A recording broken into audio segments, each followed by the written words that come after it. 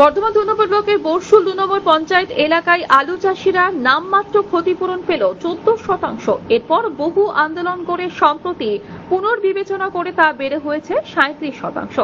অথচ চাষিরা অভিযোগ করেছে অতি বৃষ্টিতে এই পঞ্চায়েত এলাকায় প্রায় 100% আলু চাষে ক্ষতি হয়েছে। পরবর্তীকালে নাবি ধসা ও শোষক পোকার আক্রমণে আলুর ফলনে ব্যাপক ক্ষতি হয়, কিন্তু বীমা কোম্পানি ও প্রশাসন নামমাত্র বীমার টাকা ঘোষণা করে তাদের বঞ্চিত করেছেন। তাই ক্ষতিগ্রস্ত আলু চাষিদের 100% বীমার টাকা প্রদানের দাবিতে আজ কৃষি ও কৃষক বাঁচাও কমিটি বর্ধমান 2 নম্বর ব্লকের পক্ষ থেকে বর্ধমান 2 নম্বর ব্লকের সহ কৃষি অধিকর্তা ও বিডিওকে বিক্ষোভ প্রদর্শন এবং ডেপুটেশন দেওয়া হয়। এর পাশাপাশি কৃষির ঋণ মুকুব, কৃষিতে ব্যবহৃত বিদ্যুৎ বিনা পয়সায় দিতে হবে, সারের কালোবাজারে রোধ সহ কৃষি সংক্রান্ত বিভিন্ন দাবি তোলা হয়।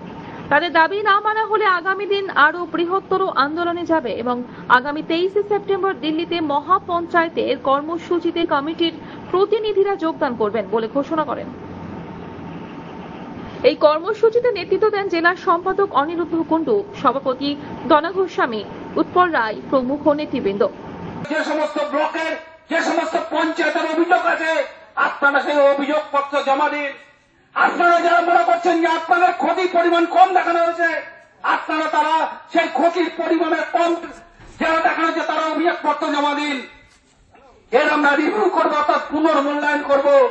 হ্যাঁ, আমরা তখন জমা দিয়েছিলাম। তারপরে ওনারা 1 সপ্তাহ সময় দিয়েছিলেন।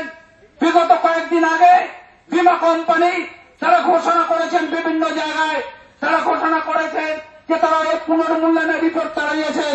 সেই রিপোর্টে আমরা কি দেখলাম? সেই রিপোর্টে দেখলাম এই বর্ষুল এই যে পঞ্চায়েত, এই পঞ্চায়েতের ক্ষতির পরিমাণ কত দেখানো হয়েছে? আগে ছিল 14%, এখন দেখানো হয়েছে মাত্র 34%। মাত্র 34% দেখানো হয়েছে। যেখানে 80 থেকে 100% এখানে এই পঞ্চায়েতে ক্ষতি হয়েছে, সেখানে ক্ষতি দেখানো হচ্ছে এত অল্প।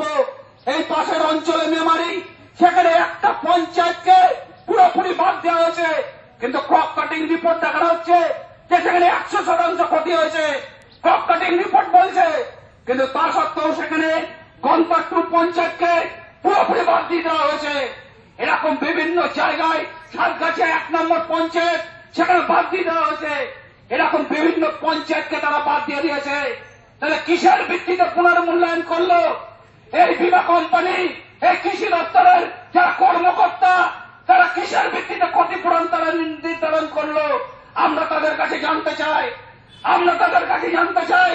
আপনারা যে ক্রপ কাটিং রিপোর্ট তৈরি করলেন, সেই ক্রপ কাটিং রিপোর্ট আপনারা কিসের ভিত্তিতে জেলায় জমা দিলেন? যেখানে চাষিরা যাদের জমি তারা অভিযোগ করছে যে আমাদের সেখানে 100% ক্ষতিগ্রস্ত হয়েছে। আর ব্যুরো রিপোর্ট, আনন্দ বার্তা।